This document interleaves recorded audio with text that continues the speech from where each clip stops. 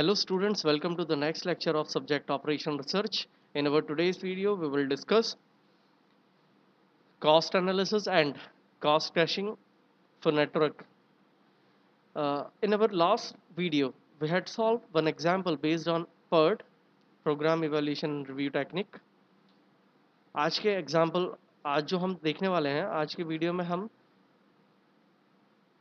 Cost crashing का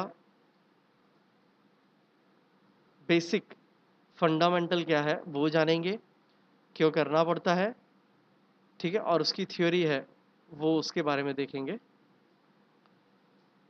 this video prepared by Assistant Professor Sumit Singh Sikarwar, Mechanical Engineering Department, Sri Savan Institute of Technology, Pad Gandhinagar. Now, what is cost analysis? So, our cost for a project, right? So, as we know that our project utilizes different resources, it consumes different resources, and for that resources, we need to invest something. So, it is cost. Cost can be classified into two categories. It is direct cost and indirect cost. The direct cost involves those investment which is directly dependent on the amount of resources involved in the execution of individual activities. So अलग अलग activities के execution में जो अपन directly apply करते हैं, investment की जो ज़रूरत पड़ती है उसे हम डायरेक्ट कॉस्ट कहते हैं. जैसे अपना कैपिटल इन्वेस्टमेंट हो गया, ठीक है, सैलरी होगी, वेजेस हो गए. अब ये हमारा ग्राफ है एक्टिविटी वर्सेस डायरेक्ट कॉस्ट. यहाँ पे दो पॉइंट्स ये हैं. देखिए किसी भी प्रोजेक्ट के लिए if the activity duration is long, मतलब अगर हम इसे TN तक कंसिडर करते हैं,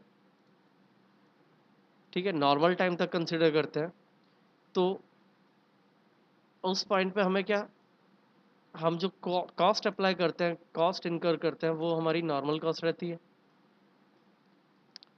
लेकिन अगर आपको एक्टिविटी स्पीडली कंप्लीट करनी है, so you need to have more resources. आपको बहुत सारे रिसोर्सेज चाहिए. अब ये रिसोर्सेज आपको कहाँ से मिलेंगे? डायरेक्टली आप जो कॉस्ट इन्वेस्ट करते हो, ठीक है, ये आपको मिल जाएंगे कॉस्ट से. तो ये जो कॉस्ट आपने इन्वेस्ट की है उससे आपको मिल जाएंगे.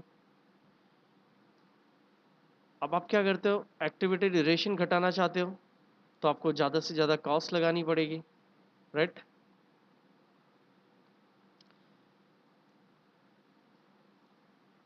ये जो पॉइंट है जहाँ पर आपको क्रैशिंग करना होता है, आपको कॉस्ट ज़्यादा इनकर करनी पड़ती है, उसे हम क्रैश पॉइंट कहते हैं. फिर अगर आप स्लोप की बात करो तो इसका स्लोप हम कैलकुलेट करते हैं, cost slope is equal to CC, crash cost minus normal cost divided by normal time minus crash time.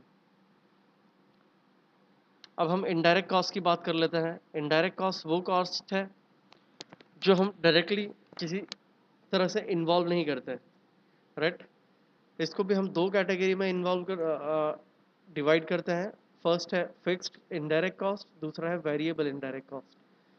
Fixed indirect cost में आपकी जो भी एडमिनिस्ट्रेटिव चार्जेस है, जनरल कॉस्ट है, लाइसेंस की फ़ीस वगैरह है, वो आ जाती है. वेरिएबल कॉस्ट कैसी है? जो ओवरहेड एक्सपेंसेस है, आपका डेप्रिशिएशन हो गया, वो सारे. अब अगर आप स्लोप देखोगे तो इनडायरेक्ट कॉस्ट वर्सेस टाइम अगर आप देखते हो तो इट इंक्रीजेस लीनियरली, है ना. ये लीनियरली बढ़ता हुआ दिखाई दे रहा है आपको. एक फिक्स कॉस्ट है वो आपकी हमेशा कांस्टेंट रहती है, वेरिएबल कॉस्ट आपकी लीनियरली इंक्रीज होती रहती है. Now let us draw the graph between total cost and production cost duration. तो अगर आप दोनों को कॉस्ट को मिला देते हो तो ये जो पॉइंट है वो आपका मिनिमम कॉस्ट पॉइंट होता है, जिसे हम ऑप्टिमम कॉस्ट भी कहते हैं, ठीक है. ये जो पॉइंट रहेगा जहाँ पे आपकी कॉस्ट मिनिमम रहेगी टोटल, उसे हम ऑप्टिमम ड्यूरेशन, और उस कॉस्ट को हम ऑप्टिमम कॉस्ट कहेंगे। चलिए आगे बढ़ते हैं। क्रैशिंग, और जिसको कॉन्ट्रैक्टिंग बोलते हैं और कंप्रेसिंग भी बोलते हैं नेटवर्क का। अब what is it? So the project completion time can be reduced by crashing the normal time of critical activities। जितनी भी critical activities है उसका normal time है, उसको crash करेंगे तो हमें अपने प्रोजेक्ट को और भी कंप्रेस कर सकते हैं।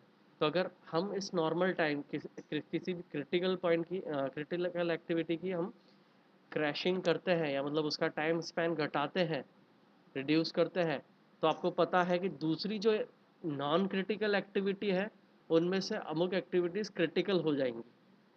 ठीक है, टाइम रिड्यूस करने से।